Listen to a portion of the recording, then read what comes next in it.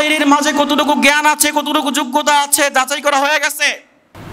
এদিকে আব্বাসী সাহেব তাকে চ্যালেঞ্জ করেছিল, যদি ফতুয়া শামির একটা পৃষ্ঠা আমার সামনে তেলাওয়াত করতে পারে 1 কোটি টাকা দিবে, বলছিল না?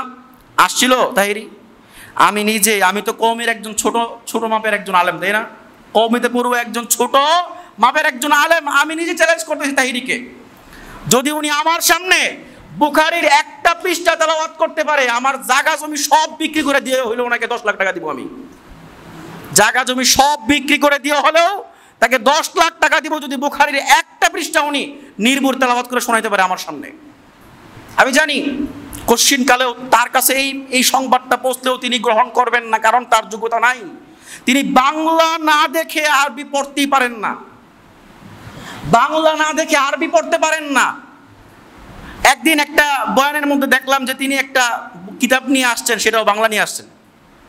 কিতাব নিয়ে হাদিস পড়তেছেন, উপরে আরবি নিচে বাংলা। এদেরকেও আমরা আলেম বলি, এদের নামের শুরুতেও আল্লামা লাগাই, এদের নামের শুরুতেও মুফতি লাগানো হয়, এদেরকেই আমরা যোগ্যতার আসনে বসাইয়া দেই। অথচ এই সমস্ত লোকেরা কাদের বিরুদ্ধে আচরণ করছে?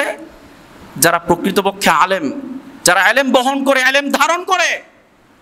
আহমদুল্লাহকে আপনারা চিনেন, আশা করি সবাই চিনেন না শাইখ আহমদুল্লাহকে? ওনার যে মাসআলাগুলো উনি বলেন, একটা মাসআলা বলার যোগ্যতা তাহিরির আছে? একটা মাসআলা বলার যোগ্যতা তাহিরির নাই। সেই তাহিরি জোর গলায় শাইখ আহমদুল্লাহকে চ্যালেঞ্জ করে। আসলে কি, আহমদুল্লাহ সাহেব হচ্ছেন শান্তশিষ্ট একজন মানুষ। উনি উম্মতের মাঝে বিভক্তি কখনো কামনা করেন না। উনি জানেন উনি যদি এখন ডিবেটে যান, তাহলে ওনার দলের লোকেরা ওনার পক্ষে কথা বলবে, ওনার বিপক্ষের লোকেরা ওনার বিপক্ষে কথা বলবে, এটা বিভক্তি সৃষ্টি হবে না? এই জন্য উনি ডিবেটে যান না। যদি উনি ডিবেটে নামেন, শুধু উনিই না, ওনার যে ছোট আলেম যারা আছে তারাও যদি নামে, এই তাহিরির দলের কোনো লোক যদি সবাইকে নিয়ে আসে, এমনকি যারা মৃত্যুবরণ করছে এদেরকে নিয়ে আসে, যারা অনাগত আসে নাই তাদেরকেও নিয়ে আসে, জিন্দিগিতেও এই আহমদুল্লাহ সাহেব সহ এদের সাথে কেউ পারবে না। কারণ আহমদুল্লাহ সাহেবের মাঝে যে পরিমাণ দলিল আছে, সেই দলিল তো এরা কল্পনাই করে না। এজন্য বলি, আপনাদেরকে বলি যে আপনারা বুঝে শুনে বয়ান শুনবেন, আপনারা বুঝে শুনে পা বাড়াবেন।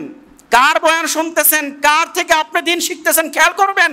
সে কি প্রকৃতপক্ষে এলেম শিখে ওয়াজের ময়দানে উঠছে, নাকি সে আগে বাউল গিরে এরা বাউল গান গেয়ে উঠছে, এটা খেয়াল রাখবেন। বর্তমান জামানাটা ফেতনার জামানা, কোন সময় ফেতনা পইরা যান বলা যায় না।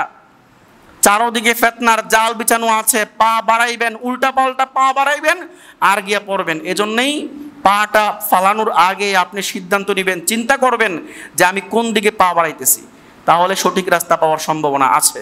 আমি দোয়া করি, আমরা সকলেই দোয়া করি, আল্লাহ তাআলা যেন কিয়ামতের আগের যে ফেতনাগুলো, সকল ফেতনা থেকে আল্লাহ তাআলা যেন আমাদের সকলকে রক্ষা করেন। সকলে বলে আমিন।